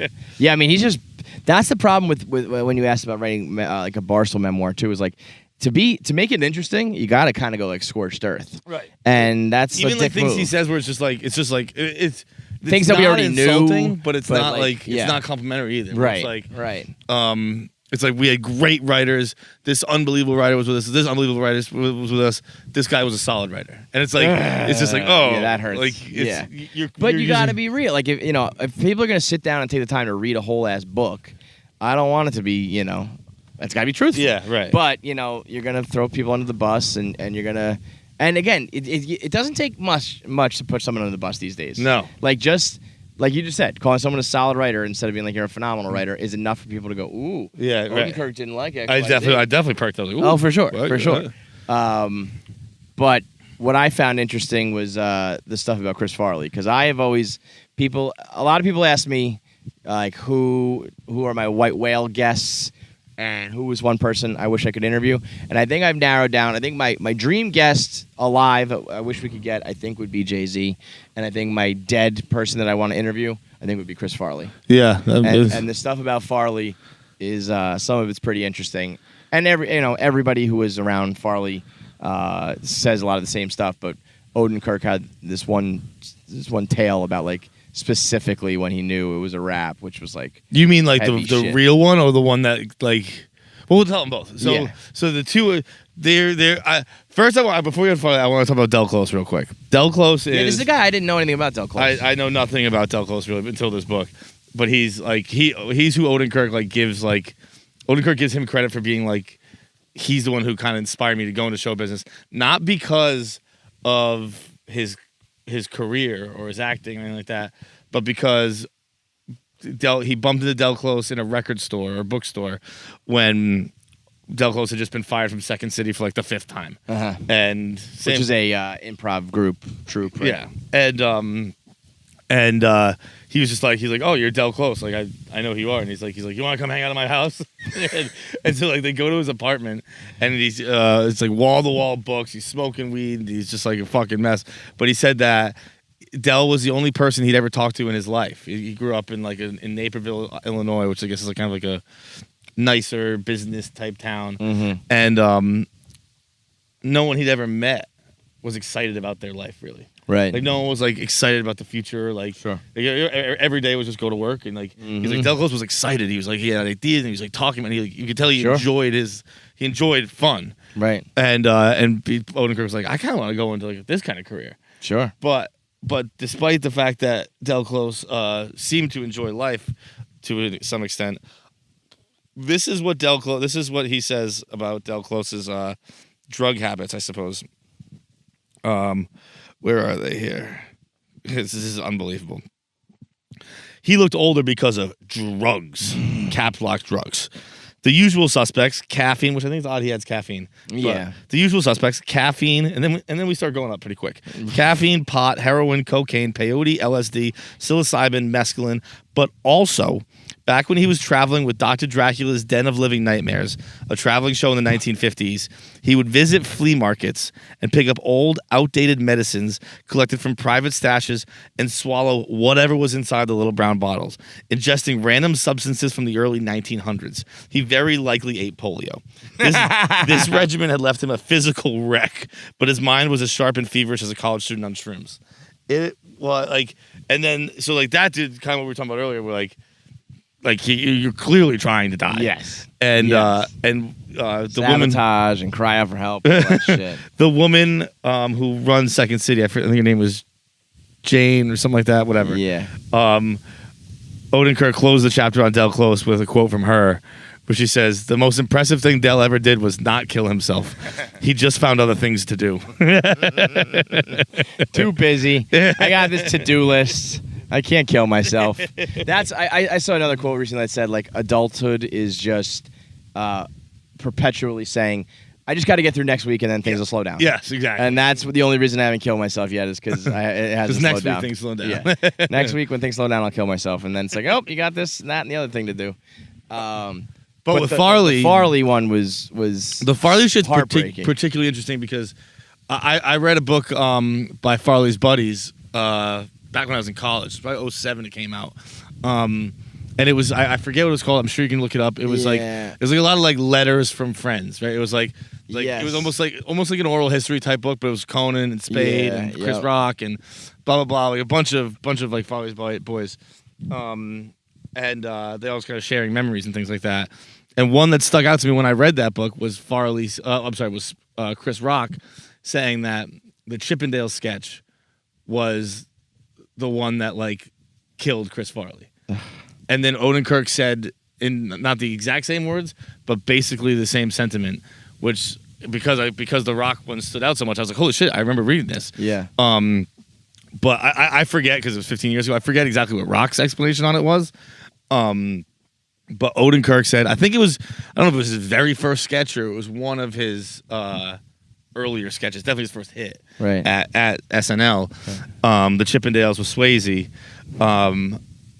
But he said that you can see it in Farley's face even on screen, but then afterwards it got a lot worse where he had such shame, and because Farley he grew up in wherever, and he told his whole life that he's a fat idiot and all that stuff, and what the Chippendale sketch did was confirm all his deepest, darkest fears that they're laughing at me, not with me. Which, I mean, I get because it's like, it's a hacky thing. It's like, a stripper's supposed to be hot and Swayze's hot and there's the fat guy who's not. It's not groundbreaking material, but like his dance moves and everything like were funny, and I think he's the greatest physical like comedian ever. Right.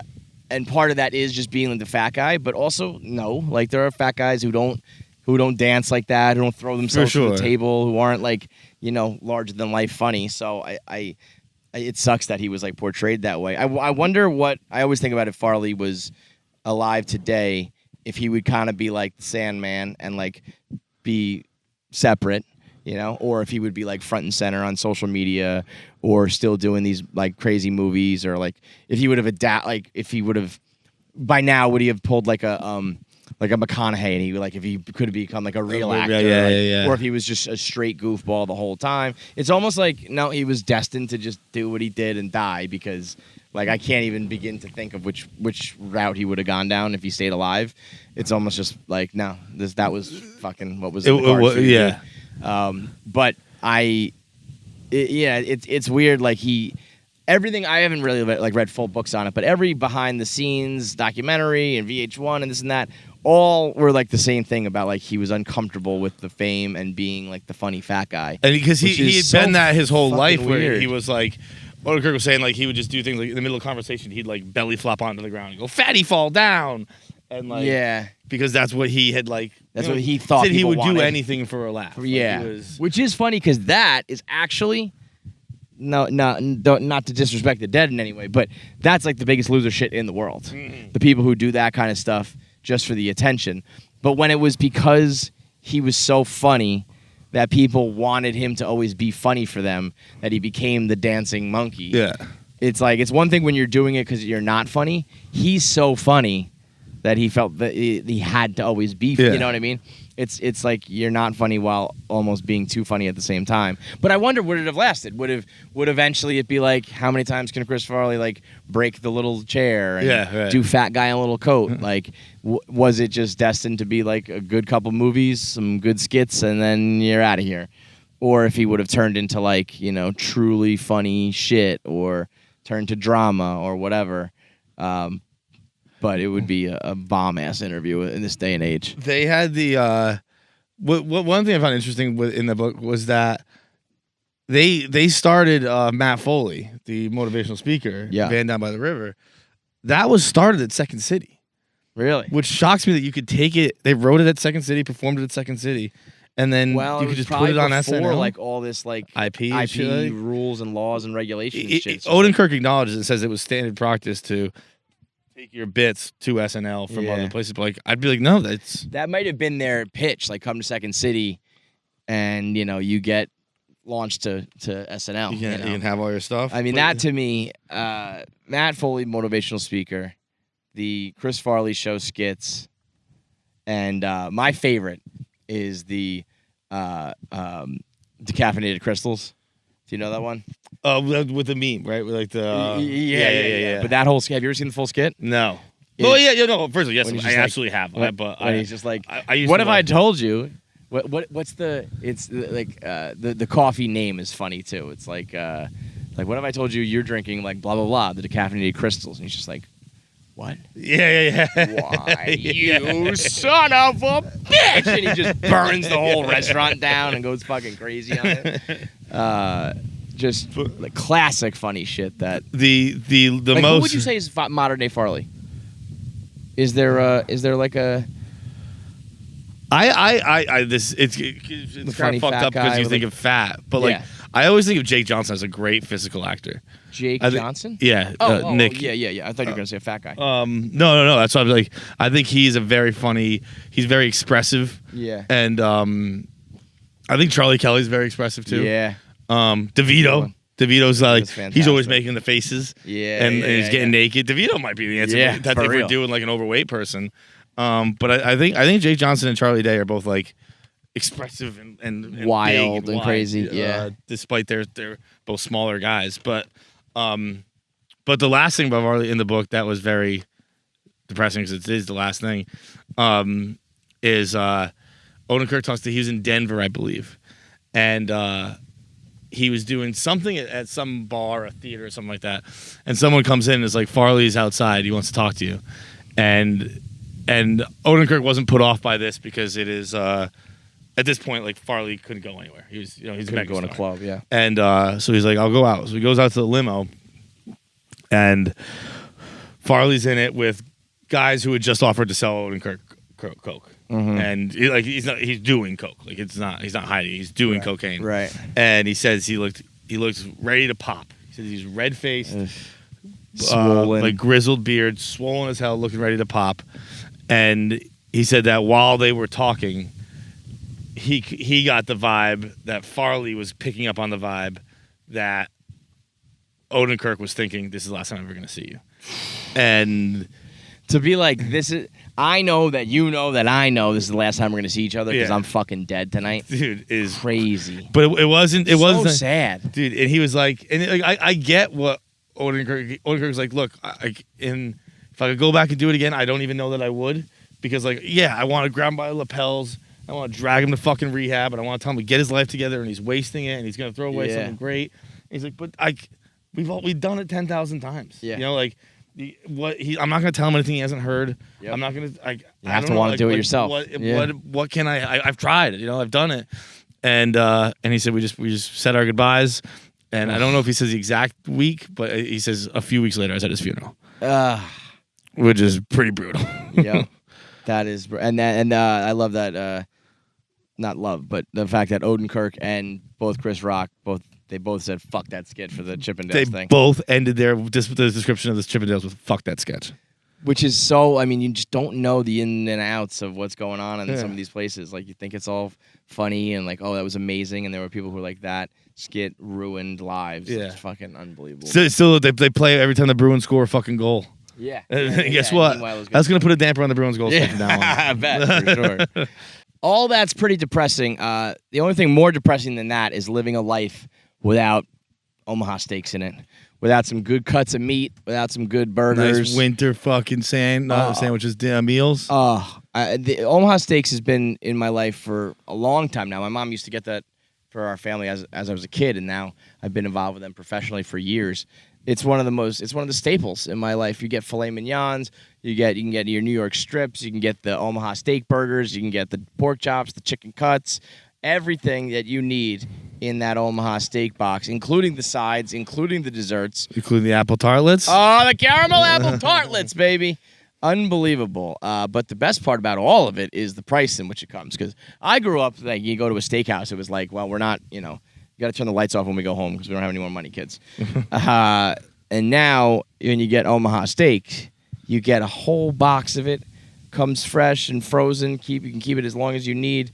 And it's all at a fraction of the cost of like one night out for one meal at a steakhouse. You can get the all-American assortment, which means you get butcher cut filet mignons, you get the pork chops, you get the boneless chicken breasts, and way more. Plus, they throw in 12 ultra juicy steak burgers for free. That's the all-American assortment. And the way you find that is by going to omahasteaks.com and just enter KFC in the search bar. You don't have to use a promo code. You don't have to use a URL. Just open up the website, search for KFC, and they will find it. If you don't like the all-American assortment and you want to get, let's say, just filet mignon with baked potatoes, or the potatoes au gratin mixed with the pork chops, or whatever, you can build your own perfect menu, and you'll still get the 12 free steak burgers. So as long as you're doing the all-American assortment or the build-a-perfect menu, you get the 12 free burgers, all when you search KFC at omahasteaks.com. Fill your freezer with enough gourmet food to keep your cookout going all summer long, into the fall, into the winter at omahasteaks.com, keyword KFC. There was a take given on the Barstool airwaves this week that I must stand up for my fellow man. I would say that this show now officially has the hottest takes at the company. Me and Girls Pod. Yeah. And I tip my cap to them because I don't think they are fraudulent. I don't think they're doing this, they're phony about it. I think that they have some unbelievably bad or insane or interesting takes at all times. I'm not knocking them. It's like sometimes it's interesting, sometimes I agree with them, and sometimes I'm like, you bitches are crazy. And that's how you have a good podcast. Every time their clips go viral, every time they get a bunch of comments, of course there's going to be people that hate, of course there's going to be people that disagree, but they move the needle every single time they talk about sex, relationships, work, dating, people, life, all of it. Did you see yesterday they discovered the Amazon position? The Amazon position. Oh, did they? Yeah, they're like breaking news, the Amazon position. I quote tweeted it from us. I was like, breaking news, breaking dick, more like breaking dick 12 years ago, but breaking news. I know we talked about that with them on our podcast, no? No, we talked about it with Joey and Pat, I think. Yeah. Anyway. I was going to say, if you want to come on and do a Deviant episode, we could really teach you some shit. Alex Bennett said that masturbating when you're in a relationship, whatever, she's indifferent. Masturbating when she's married, that's where she draws the line. Wait, she's serious about this? Because she believes it to be. I thought you said her therapist told her this, and then she was. I figured she was like, "That's ridiculous." No, she believes it. She believes it's a form of emotional cheating, not because of her therapist, because of her marriage counseling that she had before she got married, which I'm going to guess is pre-Cana, which is something you have to do. You have to go sit down with a priest for like a couple hours, and you have to do this group thing where you like answer questions as a couple, and it's basically just more brainwashing from the Catholic Church. And I'm guaranteeing it's a preacher of some sort of priest who's trying to tell you masturbation is bad. His point was intimacy is now with your wife. You fuck your wife, you fuck your husband. That's how you get your rocks off. Masturbation is not a thing. She said that this is the thing about Alex. I told her this to her face because we did ATI with her and we did the podcast with her. And there were times where we were talking about gaslighting and all that. Yeah. And she would be like, you know what? That's a good point. You changed my mind. And I was like, wow, you don't really hear people often who listen to another point of view, internalize it, and then say, shit, I've changed my mind. Now I'm thinking that she's just easily persuaded, and anything that gets planted in her brain she can agree with. Because she was like, I never thought of that until that priest told me, my marriage counselor told me that's cheating, and now that's been in my head ever since. I was like, oh, okay, so you are just brainwashed. I don't know what Jordan's response was because I didn't hear it on the podcast. I only heard the clip. But let me tell you something. If you're in a relationship where someone tells you that you can't masturbate or it's cheating on you, run for the hills because that's as toxic as it gets. Yeah, when you start throwing in like fucking caveats on cheating, like it's emotional cheating. It's this, like, it's not. It's I'm just jerking my own dick is all it is. Right. You're making it more than it is. No, and like let me tell you, if you're fucking your wife or jerking off every day and not fucking your wife, and the whole time you're picturing your ex-girlfriend or something like that, like that's a problem. Like you know, you probably are in a relationship that's not satisfying for you, and maybe that's a red flag. But you're not doing anything like inherently wrong. No, you're not cheating. You're not. We did answer the internet with them. You'll see it soon. One of the questions was, if you jerk off to a webcam girl, is that cheating? And I was like, because that's a little different. You're interacting with them. Maybe you're the one telling her what to do. You're basically. But here's spoiler alert because you know fuck it. But it'll be on their ATI. But I was playing devil's advocate for a little bit, and we just kept pushing it further. So I can understand jerking off with a webcam girl that you pay for. I can understand a girl being upset about that. Like, she's listening to you. You're telling her what to do. You're having a moment, just the two of you. I could see where a girl gets upset with that. I said, now, what about if you are watching, if you're like in the chat room, let's say, I don't even know if this is possible, but let's say I'm in the chat room, he's in the chat room, you're the one like paying her to do shit, but we're just kind of watching her while we jerk off. Is that cheating? And I kept moving the needle. And they were like, yes, of course. And I was like, well, what's the difference between that and porn?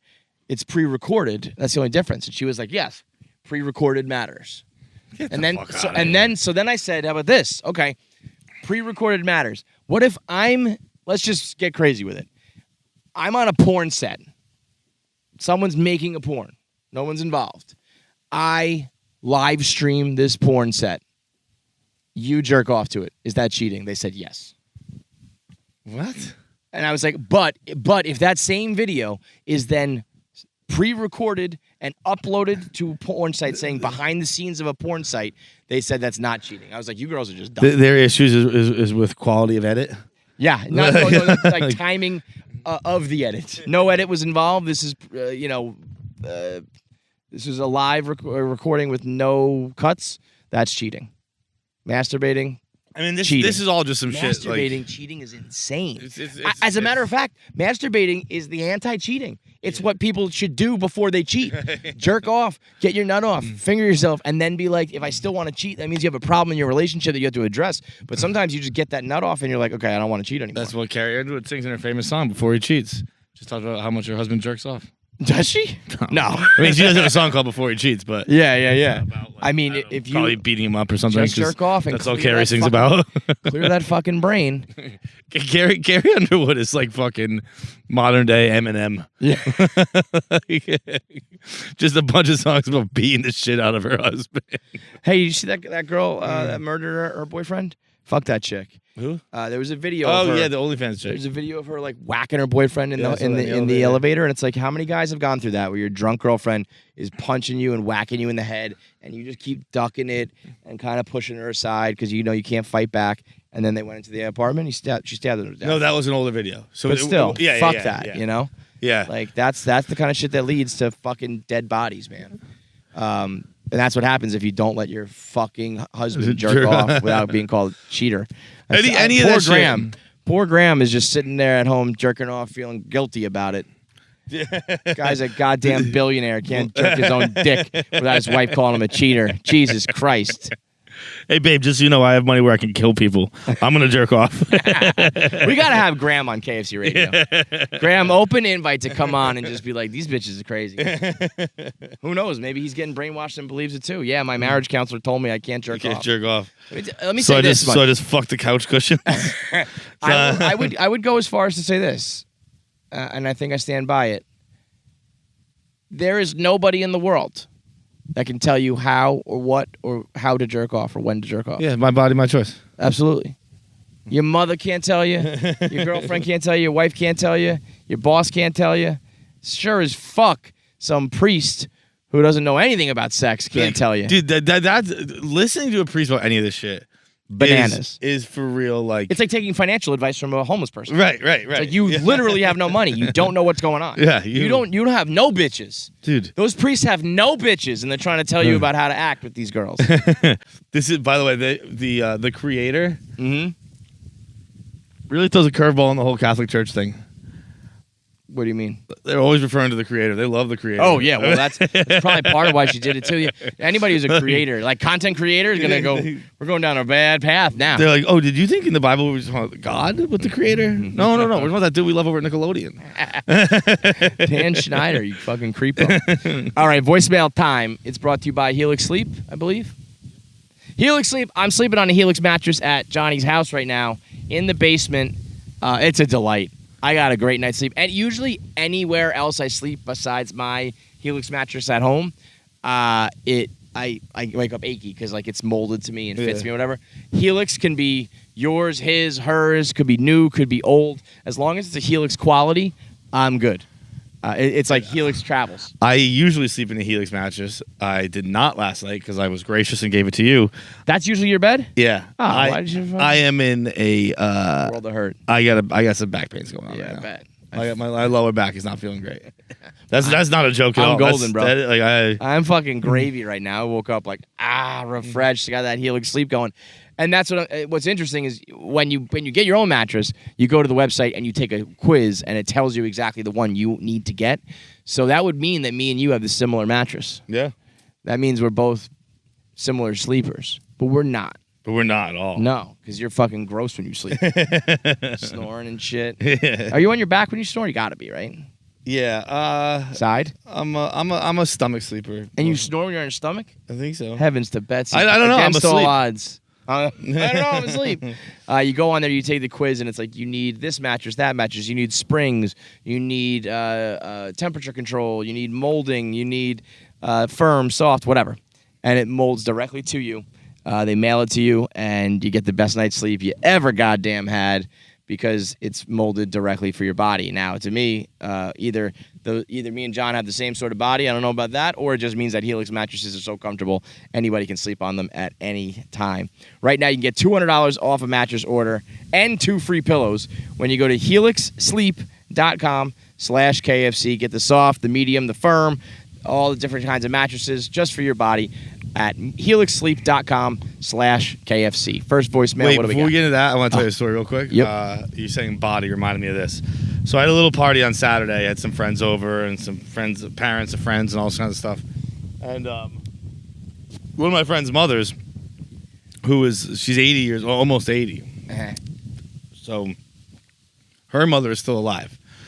And she's telling a story about how her mother is 98 years old and still as biting as ever. Right. Oh, yeah, this is terrible. And she said, just the other day I walked in to see her, and she said, huh, you put on some weight. And I was like, Jesus Christ, Mom. Like, I'm almost 80. You're almost 100. Like, fucking how about we stop body shaming each other? And then the hours go by, day progresses. I go up. We had some like sushi platters out there. I go up to get a sushi platter. I've been in the water at this point, so my shirt is off. And she just looks at me and she goes, "John, you better not run into my mom. She'll tell you put on some weight." And I was like, "Is she?" I still don't know. That's like Trump when he's like, I wouldn't.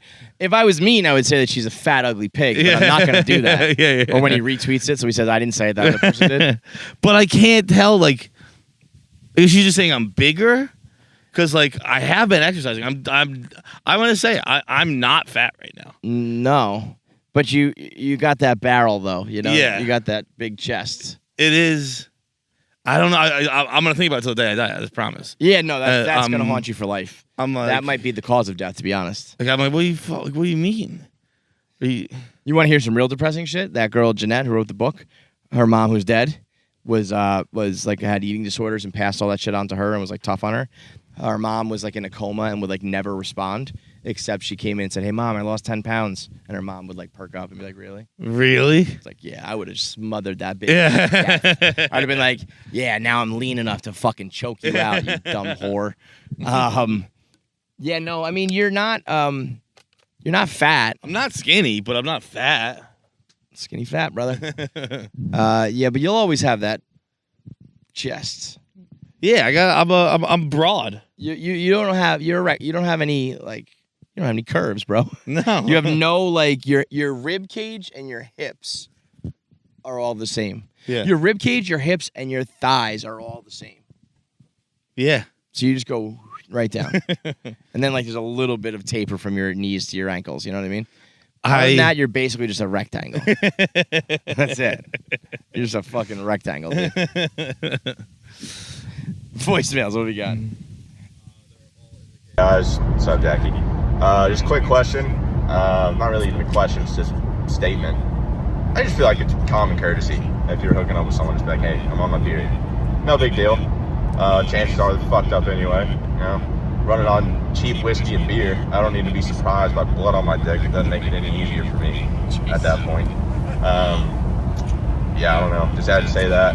Anxiety's through the roof all right now. On the one hand, I think there is some common courtesy of like, hey, just gonna let you know, I'm gonna bleed all over you when we fuck. Yeah. On the other hand, this is a handsome fella, right? I don't know. Yeah. Good looking guy. Sharp looking fella. And, you know, depending on who he's fucking, maybe she doesn't want to blow it. You know? Like if I'm taking you home, like you said, running on whiskey and beer, and maybe I was already, you know, making a bad decision, or not a bad decision, but you know, one I wouldn't ordinarily make, and then all of a sudden she says, "By the way, I'm gonna bleed all over you." I mean, I'd be like, "We passing." So maybe this chick wants the dick, dude. Kevin, 34 years old now, bro. I know. At this point, I know. I know. I'm just fucking saying, though, a uterine wall turns me on. Oh my heavens! The word sloth gets my dick hard, dude. Don't get me wrong. When I was like in college, there was a time in my life where I was like, oh, I can't have sex on a period. Yeah, bro, Ain't I'll anymore. fucking eat your box on your No, period. you won't. No, you won't. I don't give a Don't fuck, make promises dude. that you can't I don't keep. give a god damn. No, that's a lie. That's a lie. I'll fuck a girl on her period. I'm not eating her pussy. Dude, I have run into, let's say since I turned 27, countless times where a girl is like, wait, I'm on my period. And I'm like, if So you think I fucking give a single fuck, you're out of your goddamn mind. Would you get would you tell a guy ahead of time? I like get so scared that I'll like tell them way too. Like I'll be at the bar and Yeah. By the way, I'm bleeding. by the way, like if you don't want to go, like whatever. Yeah. But almost every single guy will respond with "I don't give a I don't fuck." care. Will you? Will that be like a boyfriend situation, or like if you go out? It would have to be like if I'm consistently hooking up with somebody. Yeah, like if you went out for the night. It's probably most girls are probably not gonna fuck on the first night. Anyways, probably double so if they're on their period. Yeah. But when let's say let's say how like hot does he have to be, or how like holy shit, this guy is like I don't want to let this opportunity go through, like pass by. Well, if he was really hot, then I would like make sure not to, because I wouldn't want to be like, sorry, like I did just bleed all over your like I would. But if would he you was go like home kind of and be like, like I'll blow not you or that something? cute. What? Would you go home Yeah, I and would just think blow I'll him, blow but, you? like, Yeah, well, just blow sorry. him. Like, There's no I- camera on Jackie. or- But casually, Jackie said that so casually. Yeah, just blow. No, I'm sorry. That made me sound. But like, I actually probably would just be like, my roommate needs me, and just not go home with him, and then just be like, I'll just hook up with him another. But like if that if that guy was like, all right, like see you never, Yeah, then I just if it blow was him. like some, I don't know. It's just, I'm being honest. it is funny. One of the better things that guys somehow pulled off was like, well, if you're bleeding, you have to blow me. Yeah. Like you can't, if you get your period, you have to still suck my I'm like, I got dick. blue balls. Yeah, The it might hurt. no, I'm like some girls like on my period. I'm like, don't worry, I always travel with a black towel, so I'll just lay that down. Could you imagine if a man was just like, don't worry? Don't worry. I I have my got black my towel. Dexter kit with me. We're good. Yeah, that I'm bleeding and a squirter. Jesus Christ, I'm loose. But so if you got surprised by it, would you care? Would you be like, whoa, could you give me a heads up? No, No. I wouldn't. There's also sometimes Like, if it happened to me, I think I'd get be like- his sentiment. Yeah. But like me personally, I think I'd be like, I would assume, I'd be like, oh, sometimes you don't know exactly when it's going to start. But if it was like, day 3 and you're just like fucking running up in there and it's just a goddamn, red rum scene. I guess I was you surprised by it once, and like I didn't know until I got to the bathroom after, and I was like, "Oh Jesus!" Well, there's always that time where you're like, damn, girl, you extra wet. Yeah. Then you're like, and you also really smell like pennies tonight. And then you look down and you're like, oh my God, it looks like you chummed my dick. Even when it's still like it's like almost when you eat asparagus or fucking You're still shocked by beets. You're still like, whoa, what the fuck? Holy Oh, shit, right. yeah. Yeah. It's a quick moment, yeah. But I guess it for his argument, I guess like you tell a girl when you're about to come, right? Like yeah, like we're all It's a- trying to keep our bodily fluids. it's a fluid that we contained, surprise. Like Yeah. I'm about to be in your mouth, whatever. Like I'm gonna come, just so you know. But Like also the thing is like, there's no way to avoid the mess. That you can avoid the mess with the cum. You can't avoid, like if I'm gonna fuck your pussy while it's bleeding, it's gonna be a mess. So why even bother? Let's just do it. yeah, Jackie is being attacked by a bumblebee right now, but it's a bumblebee. But that seems to yeah. Let's make sure we film this. It's I don't thick. I don't like it. Don't bring it over here. It's your job to stand there and attract the bees away from us. I've never seen a bee like that. Bee's been around here for like I know. That bee has 2 a minutes. crush on you. Upset. That bee is trying to fuck. Tell him you're on your period. Bzz, I don't care. Bzz. What's up, KFC? This guy looks like Vigo the Carpathian from Ghostbusters 2. Because I've been drinking. But with that being the case, I have a question for you. So I don't know. I spent all day pretty much drinking, and like I thought I was doing pretty good, but I'm about to go to bed, and I'm emptying my pockets. I find a key. Just one key. I have no fucking clue where it goes to or what it's supposed to do. I literally don't remember ever getting this key. Like, at all. Where the fuck does it go? Like, but my question to you is, what's the weirdest / unknown thing you've ever like acquired during I mean, this a night man of stole drinking? someone's keys. There's someone going home that night being like, that fucking weirdo stole my keys from the bar. By the way, I don't get the Ghostbusters 2 reference. I'm not a nerd. Ghostbusters is a nerd movie? I think Ghostbusters What? is kind of a nerd movie. Ghostbusters is like a I know it's like a fucking classic, classic. comedy. Yeah, I just haven't seen it.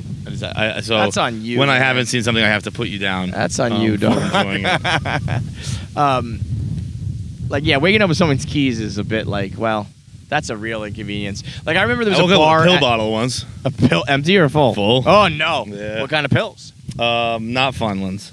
That's forget. not good. I forget what it was. I remember finding it on the floor of the bar, and I was like, "Whoo!" I'm gonna look up what these are. No name or anything, just like a. And I had a name on it. I don't know who it was. I mean, I don't remember the name, but it was at Dockside in Newport. That's not good. I picked them up, put them in my pocket, went back to the apartment. Was like, "Fuck yeah, I'm gonna pop some pills." And then it was like, it wasn't quite heartburn medication, but it was like Close enough, something yeah. of the effect. Yeah.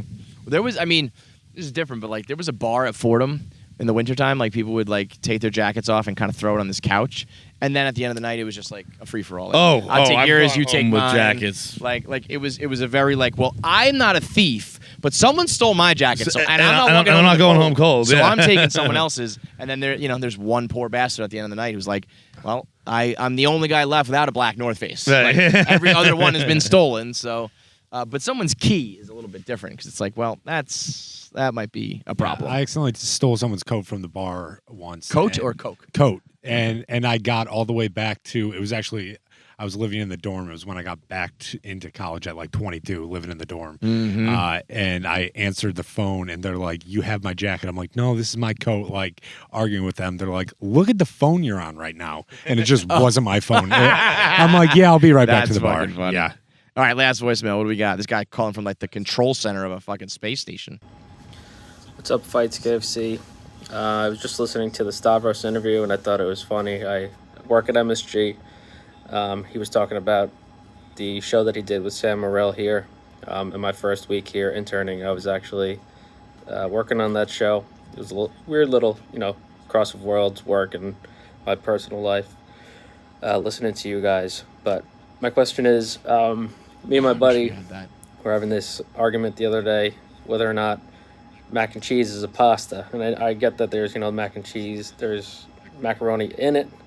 That was his argument, but my argument was that if I invite you over for dinner and Offered I you say we're having pasta and we're having mac and cheese, it's just one big bowl of mac and cheese. This is a. I think that's a little weird. This is a you don't literal see it in definition pasta. versus like, are you an asshole or not? If I said let's go have some pasta, and I give you SpaghettiOs, if I give you mac and cheese, if I give you yeah, it's probably just those two. But like, come on, does it fall under the pasta? It is the literally pyramid. pasta. Yeah, it has to 100% be pasta. But it is fucking. you know what it is? This is in my house growing up, like the bunch of mix that we are. We never had pasta. We had noodles. What does that mean? Noodles. Pasta was noodles. Spaghetti, noodles. Elbows, noodles. What? Penne, noodles. That's crazy town. Noodles. That's what mac and cheese is. Not a pasta, it's a noodle. Get them noodles, I dude. get what you're saying, but like, yeah, no. If I said, "Hey, I'm making pasta, come over," and you show up and I got fucking Easy Mac. Easy You're a Mac, dickhead. or like, but what the fuck is this? Yeah, dude? you Velveeta over here? Fuck There's you. no doubt about It's that. delicious. I wouldn't even be necessarily upset. I would just be like, what are you calling We're it? not What eating are you, pasta. idiot? You're calling it pasta? We're switching gears here and now having mac and cheese. I also would accept the answer that mac and cheese is unto itself, like a Pop-Tart. Mm-hmm. What is a Pop-Tart? It's just a Pop-Tart. What is mac and cheese? It's just mac and cheese. Pop-Tarts ravioli. Pop-Tart is a breakfast ravioli. Yeah. I don't hate that. But like if I did Easy Mac and didn't put the cheese in, you're having elbows, you're having pasta. Yeah. You know? Yeah, if you just did Easy Mac, but put like olive oil in instead. Yeah. So it's a literal pasta, but come on now. It is. Here's the deal. You're 100% right. It is pasta. I'm also 100% right that if you did that to me, we wouldn't be friends anymore. Yeah, I'd punch you in your fucking face. It wouldn't. I would take the mac and cheese. I would eat it. Be more excited. And I would fucking leave you. I also think pasta's Italian and mac and cheese isn't. That's a good call. Mac and cheese is an American thing. Mac and cheese is Southern. Southern, yeah. Like, so it can't really be like pasta. Fucking, you put the sauce or the gravy and the whatever the fucking. Yeah. Whatever the fucking Giovanni Pavanelli over here does. But it is not an Italian dish. Mac and cheese is not an Italian dish. Pasta is Italian dishes. I like that. Is it all Italian though? All pasta's Italian? Is that true? Probably, right? Is like gnocchi Italian? Yeah. Is there any non-Italian pasta? That's I guess when you get into noodles, because then you get into like like Asian noodles have a lot of the same like tendencies and like similarities to pasta, but you would never call that pasta. No chance. Not a chance. Like lo mein? No fucking chance that pasta. But if you had like a long, I don't know, what's the long flat pasta? Linguine is very similar to lo mein. For sure. So, it's all just about like which ethnicity made it. And Yeah. if it's a Southern woman But or a white trash fucking, dad making it for his kid, all about the it's just mac and seasoning that cheese. we put in it. So I think that mac and cheese would not be considered Italian. Right. So I was saying, but if I didn't put like the powdered cheese in there and we put some fucking alioli on it, then it becomes Italian. Italian. It is weird how the with food that all food is just food. Like we make up these like Mexican food, Mexican calories, dude. It's all the same. Oh yeah, just meat, cheese. It's all meat, carb, cheese, and wrapped a in- bean. Well, especially Mexican food. This is a taco, but this is a burrito. This is a chimichanga. That's they're all like, is the cheese on the inside or the outside? Is the meat wrapped up in this or that? But then It's you think all the about same like shit. an Asian bowl where it's like this is chicken and rice and But this fucking one's veggies. called And it's like it's all bok choy, and this one's I guess called- like Pav said, like it's the seasoning and like the flavoring of it. But like there are like 5 foods total. Yeah. like all Yeah. you put in different seasonings, but there are like 5 foods. Yep. And that's it. It's like pasta, meat, poultry, fish, Carbs. and those all just get mixed and matched until you have dishes. Amen. Speaking of that, I'm fucking starving. So we're gonna wrap it up. Signing off from the Westport River. Here with Huckleberry Feits. Huckleberg. Johnny Huckleberg. We'll see you guys next episode. Make sure you subscribe to KFC Radio on YouTube to get all the video content. Subscribe, comment, like, and make sure you turn on the bell notifications so you know whenever new video content drops. I want to say something, but the video has to be fast, so that's it.